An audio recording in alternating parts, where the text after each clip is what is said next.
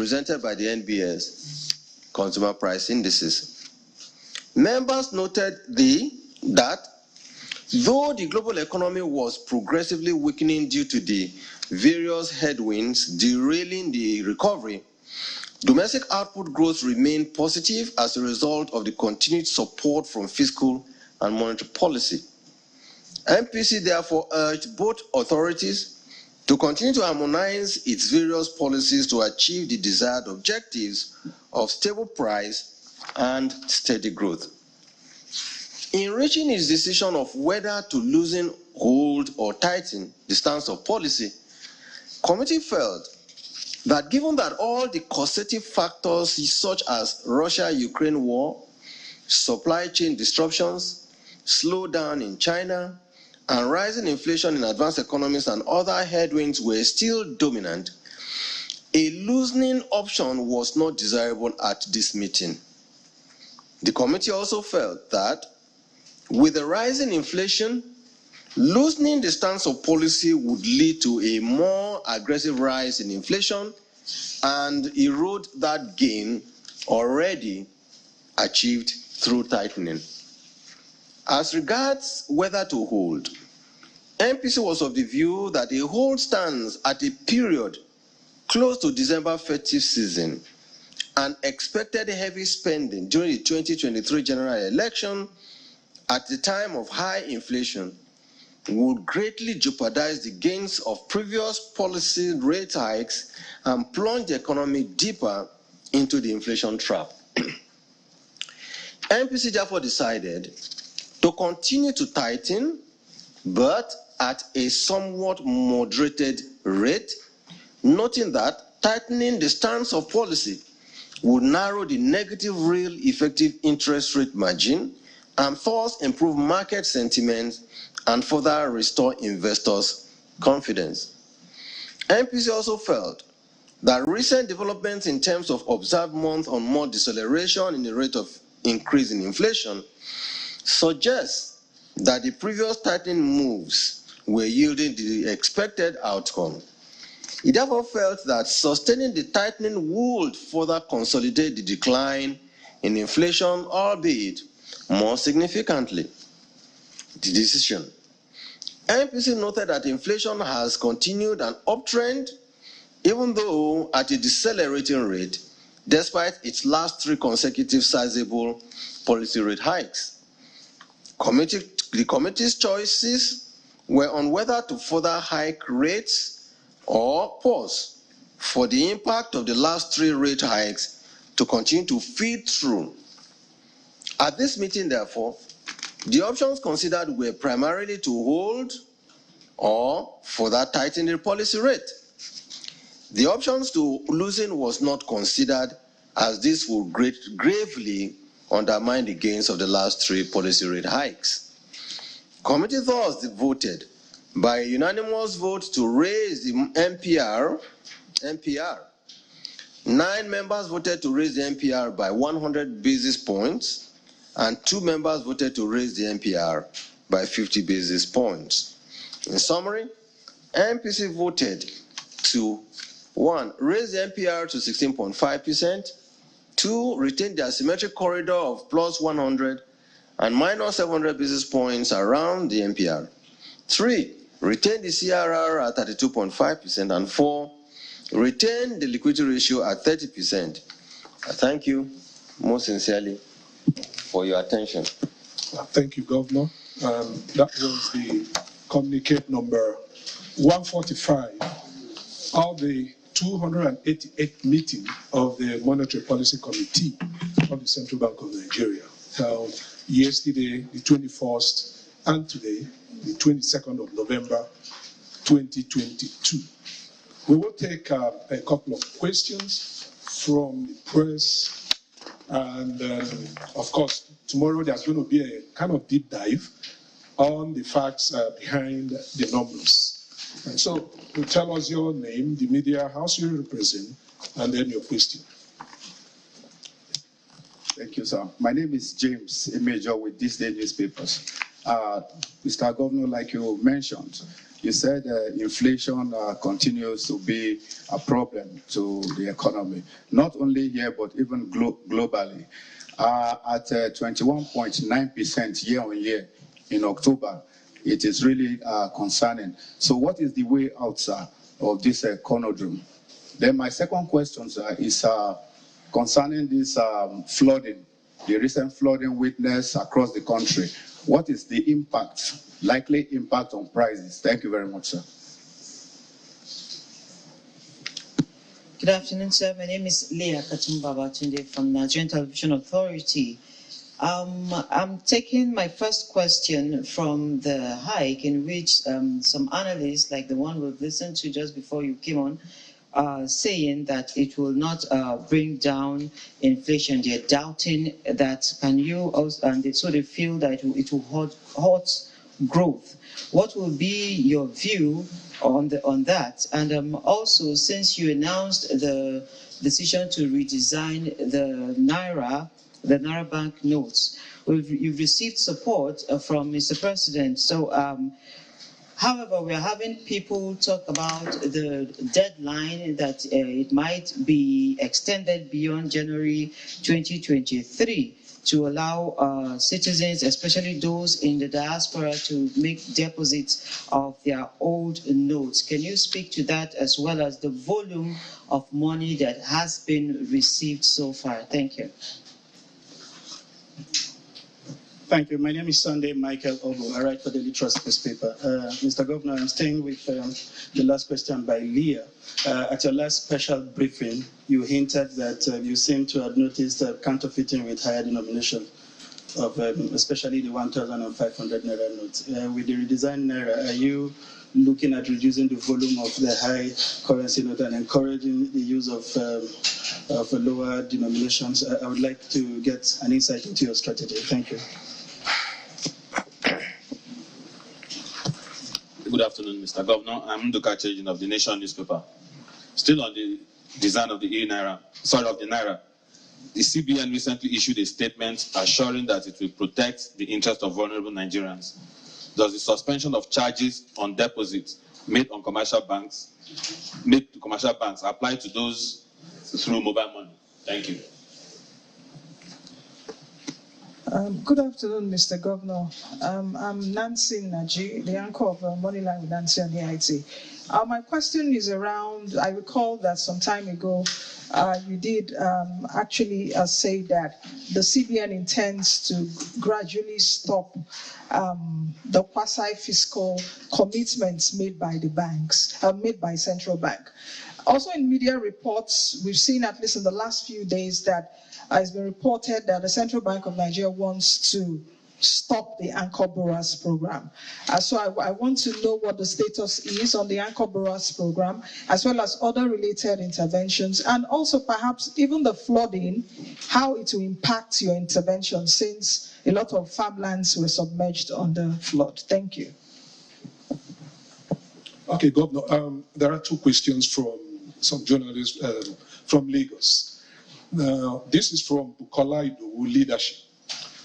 The question, the CBN website has an exposure draft of the guidelines on contactless payments. Could you take us through that, sir? And then the final one from Babajide Komolafe of the Vanguard. Mr. Governor, congratulations that the National Theatre resuscitation has started yielding results, because we saw that an international conference was hosted 2 weeks ago. When will the entire project be ready? That's all, Governor. Well, let me thank those who are asking questions and those who forwarded questions for us to address.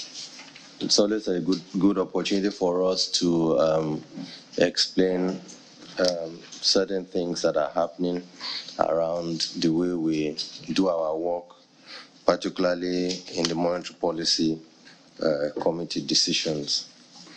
The first question said that inflation is a major headache to central banks around the world.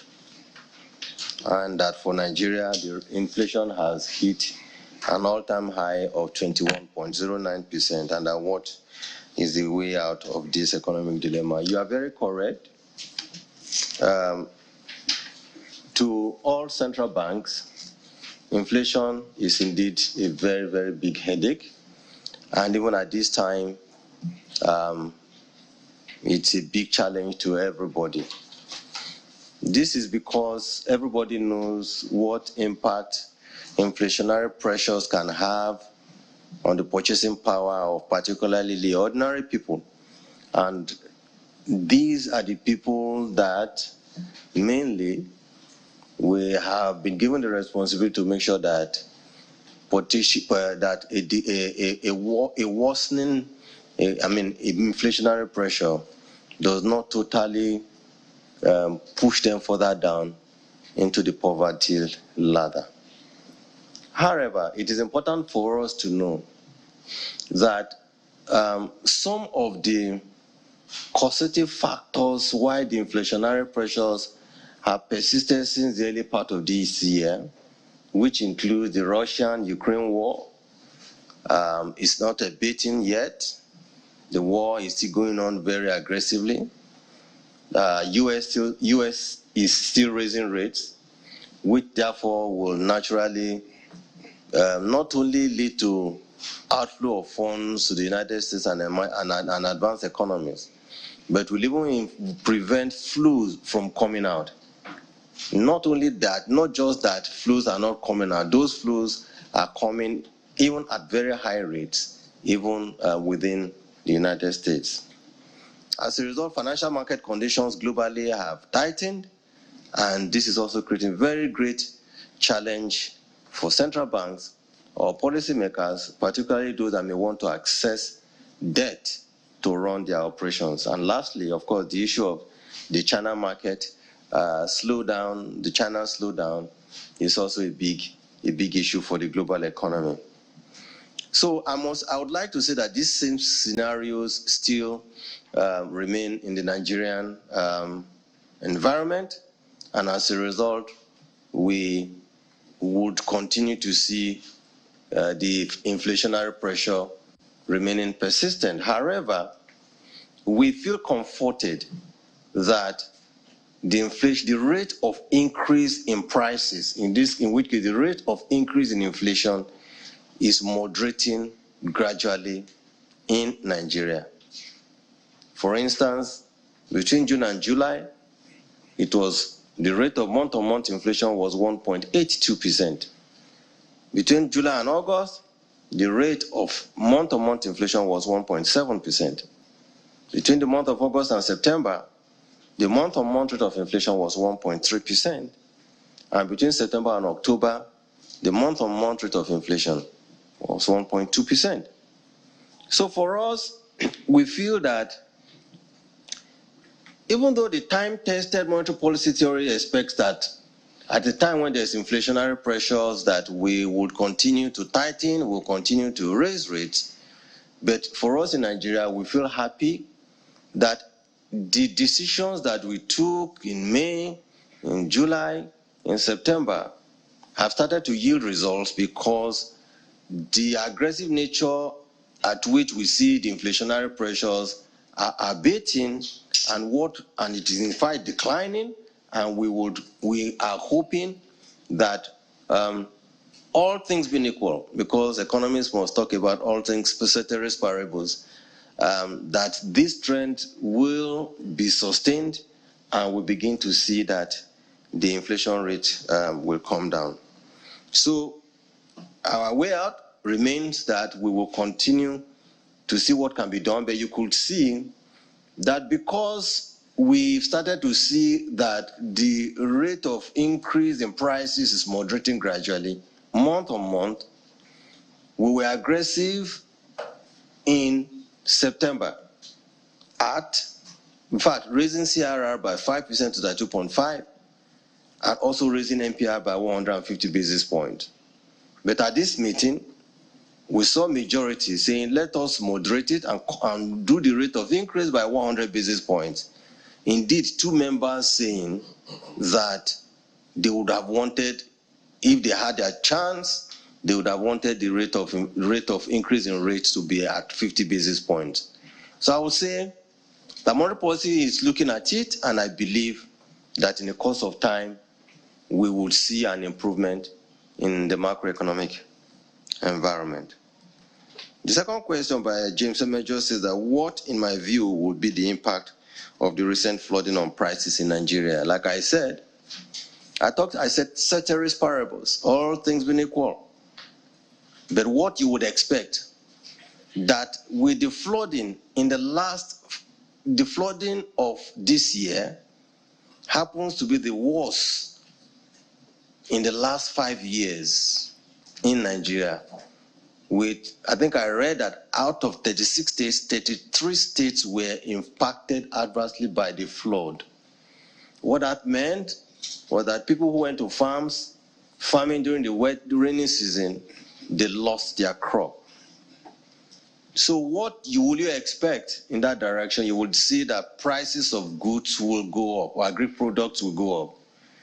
But from our side at CBN and the federal government, particularly for rice or for grain such as maize, we know that we have our own strategic reserves, which we will use to moderate prices as they get more aggressive. We've been doing a strategic reserve program for almost 3 years, and it is yielding results, and we believe that that will help to moderate.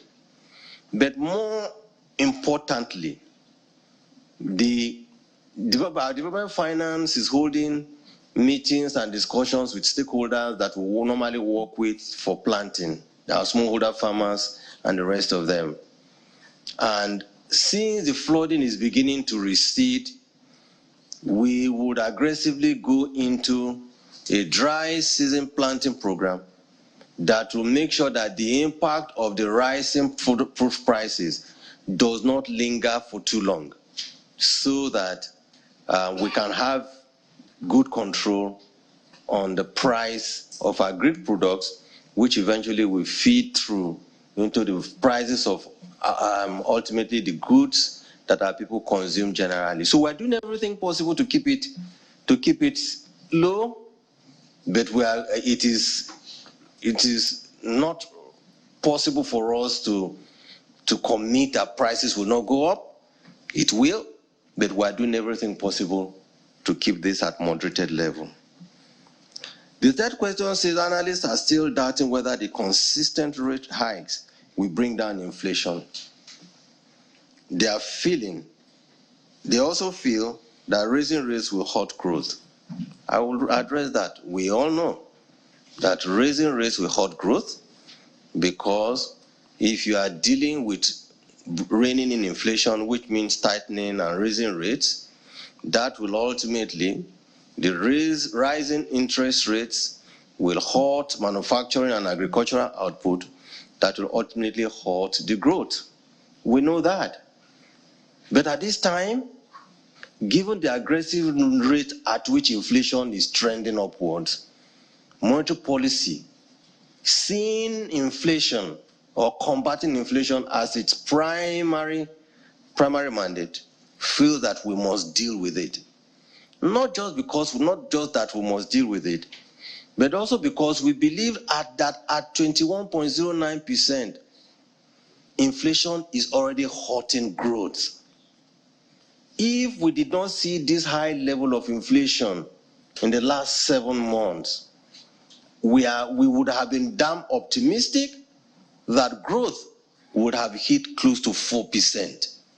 But because of the aggressive rate of rise in inflation, it is hurting growth at this level in Nigeria.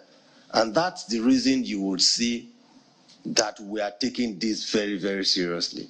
Because whether you even try to either loosen or hold rates low, what you will find is that at this kind of levels of above 14 to 15%, into 21%, growth would either decelerate or at best will be very, very weak, will not be at the level that you think growth rate should be. So that is the reason MPC remains pro reining in inflation to make sure that we're able to keep prices at moderated level. The fourth question says that we have unveiled 200, 500, and 1,000 Naira notes, and that we have received support from the President and the Senate. But that there are people who are saying that that the deadline is short and that we should shift the deadline from January 31, 2023. And also talked about the fact that those in diaspora also need to deposit their old notes. Let me crack a joke. If you are a diaspora Nigerian, you are not supposed to be spending Naira. Right? You cannot spend Naira in the US or in London, so you have no reason to keep Naira. So we don't have business with you if you say that you want us to wait for you to bring your Naira from US into Nigeria. We will not wait for you. That's a joke though, but it's a fact. But we thank Nigerians. We thank Mr. President, not just because he gave approval to the Central Bank of Nigeria to embark on this program in line with the dictates of the CBN Act, but we also thank Mr. President because at a time when we were beginning to face criticisms, without being prompted, he came out, or he has come out twice to defend the action of the Central Bank of Nigeria. We thank Mr. President for this and other support that Central Bank of Nigeria has received from him over the past 7.5 years. We are indeed very grateful. We want to thank the security agencies that have worked with us to see to a smooth transition of this program, particularly the EFCC that has done a great work in collaborating with us in monitoring the flows. We are grateful. We thank the Senate who, in spite of pressures, decided to also give us their support. This support means a lot to us. But the question that has been raised is that, are we going to shift the deadline? The answer remains no, capital no. We will not shift any deadline. What we have done is not against the law. It is in tandem with the law. We announced this program on October the 26th, 2022, and we said that upon release of the new currency, that the legal tender status will run concurrently with the old currency till 31st January 2023. That is almost 100 days. 100 days is enough for any person in any part of Nigeria to deposit his money in the bank and get ready to withdraw cash when the new notes are released. For information, indeed, we are no longer waiting till December 15th to unveil and begin to release the new notes. By the special grace of God, tomorrow, which is the 23rd of November, 2022, the President has graciously accepted to unveil the new currencies, and the new currencies will be unveiled tomorrow at the Federal Executive Chambers by 10 a.m. tomorrow morning. So you are invited to stay tuned and live. Now, so when you talk about whether we have made adequate provisions to make sure that those who have cash are able to deposit their cash in the banks? My answer is yes. Because on 26th of October, I made it very clear. I said all banks would keep their currency processing centers open from Mondays to Saturdays. We went further, released a press release, and said that Central Bank of Nigeria's 36 currency processing centers all over the country will also be left open from Monday to Saturday to receive cash. 3, we have deployed our agency banking network to receive and in fact pay cash when the new notes are released to those in our rural areas. So when people say there are people in rural areas who cannot pay cash, they just are begging the question. They don't know what they are saying. They have other motives, and it is not because they are sympathetic to the cause of the ordinary weak people in our rural areas. In 2020, the Central Bank of Nigeria, or Banking Industries Agency license network, was only 86,000. As at October 2022, our agency banking network has increased to 1.4 million all over Nigeria, in almost all the local governments in Nigeria. I therefore cannot see any reason why anybody would say that he needs an extension because he can't deposit his money in the bank, even if you are in the rural areas. And the rural areas are the agency networks is like saying that we have 1.4 currency points all over the country. Then how can anybody come and say that he wants to shift the deadline because there are people in the rural areas that cannot deposit cash? That is a lie. Big, fat lie. They know what they have in mind, and we will not go with them on that journey.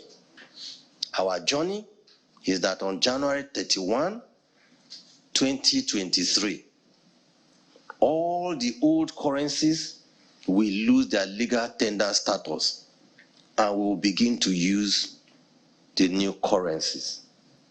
We are doing our work in line with the law that establishes us, and we will continue to do so.